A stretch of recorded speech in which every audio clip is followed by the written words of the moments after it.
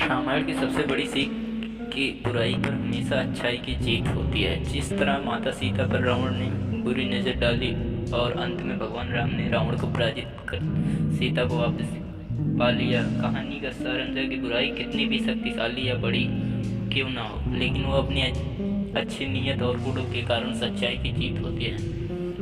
रामायण की एक बड़ी सीख है पिता में एकता के। इस महाकाव्य में राजा दशरथ की 3 रानी और 4 बेटों का चरित्र अलग अलग होता है, लेकिन इस विविधता के बावजूद उनमें किस तरह की एकजुटता रहती है, यह हर परिवार के लिए दुख के समय से बाहर निकलने की सीख है।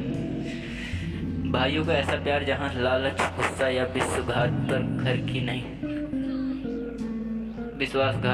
की नहीं कर पाए, ये एक बड़ा उदाहरण है कि और जहां लक्ष्मण ने 14 साल तक भाई राम के साथ वनवास किया, वहीं दूसरे भाई कैकेयी के पुत्र ने राजगद्दी के अवसर को ठुकरा दिया। इसके बजाय इन्होंने भगवान राम को उन्हें माफ करने और राजकाज संभालने का आग्रह किया, क्योंकि इस पर राम का ही हक था। भाइयों के प्यार की ये सीख हमें लालच और सांसारिक सुखों के बजाय रिश्तों को महत्व देने के लिए प्रेरित करती है।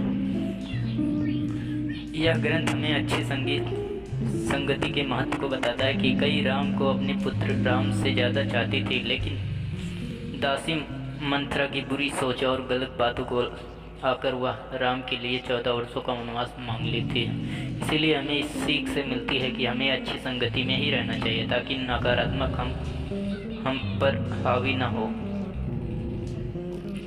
हनुमान जी ने भगवान राम के प्रति अटल विश्वास और प्यार का परिचय दिया। उनकी अपार लगन और भगवान राम के प्रति निस्वार्थ सेवा हमें सिखाती है कि एक दोस्त की ज़रूरत के समय किस तरह मदद की जाती है। यह बताती है कि हमें अपने आराध्य के चरणों के बिना किसी के संदेश के अपने आप को समर्पित कर देना चाहिए। जब हम अपने आप को सर्वव्यापक के चरणों में समर्पित कर देते हैं तो हमें निर्वाण मोक्ष की प्राप्ति होती है और जन्म मरण से छुटकारा मिलता है। रावण एक ज्ञानी पुरुष था, लेकिन माता सीता का अपहरण करना उसके पतन का कारण बना। इससे पता चलता है कि हम दूसरों को नुकसान पहुंचाने के चक्कर में बदले की आग में अपने आप को ही जला बैठते हैं। अपनी बहन सुपर्णखा की लक्ष्मण द्वारा बेइज्जती करने पर रावण उसके भाई राम को सबक सिखाने की सोचता है और क्रोध,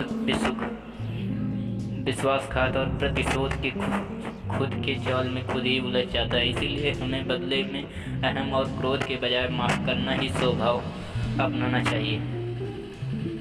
भगवान राम का विनम्र आचरण और अपने से बड़ों और छोटों को सबको सम्मान देना हम सबको एक सीख देता है कि हमें रुतबा, उम्र, लिंग आदि के भेदभाव के बावजूद सबसे सम्मान व्यवहार करना चाहिए। हमें पशुओं से भी प्यार करना और दयालुता से पेश आना चाहिए। सच्चा मानव वही है जो सबसे समानता से पेश आता है। राम के वन जाने से पहले लक्ष्मण और उनकी मां सुमित्रा के बीच संशोध हुआ था, जहाँ वे लक्ष्मण को राम और सीता के साथ आचरण की शिक्षा देती हैं। तब वे बताती हैं कि भगवान के सच्चे मन से सेवा करनी चाहिए, क्योंकि वह एक मुक्ति का द्वार है। भगवान के सच्चे मन से सेवा करनी चाहिए क्योंकि ये ही मुक्ति का द्वार है। सुमित्रा कहती हैं कि ये लक्ष्मण, तुम चाहे राम हो और सीता के साथ कहीं भी रहो, लेकिन जहाँ राम है वहीं पूरी अयोध्या है। वह लक्ष्मण को अपनी क्षमता के अनुसार भगवान की सेवा करने के लिए कहती हैं, क्योंकि यही सबसे बड़ा काम है और जीवन का सबसे बड़ा उद्देश्य है। राम, लक्ष्मण और वानर सेना द्वारा भारत और श्रीलंका के बीच तैयार किया गया पुल चमत्कार की नई निशानी है। जिस तरह से भगवान राम लिखने से ही पत्थर तैरने लगे हैं, ये भी एक बड़ी सीख है कि जिस भगवान का नाम लेने से सब लोग पुल से सागर पार कर गए, वैसे ही उनका नाम लेने से इस भवसागर से पार हो सकते हैं और हर क्षेत्र में जीत हासिल कर सकते हैं। प्यार और दया, भगवान राम प्यार और दया और सकारात्मक की प्रतिमूर्ति है, और यदि हमें से कोई भी 10% भी अपने दैनिक जीवन में उतार लेता है तो वह खुशहाल और संतुष्ट जीवन जी सकता है। उनका साथ और दया भाव से एक पुत्र, पति, भाई और एक राजा की जिम्मेदारियों का निर्वहन करना ही हमें आपसे प्रेम और सम्मान जैसे मानवीय गुणों से अवगत कराता है। समाज की बुराइयों पर जीत हासिल करने के लिए हमें आज के ज़माने में रामायण की सी सीख उतारनी ही आवश्यक है।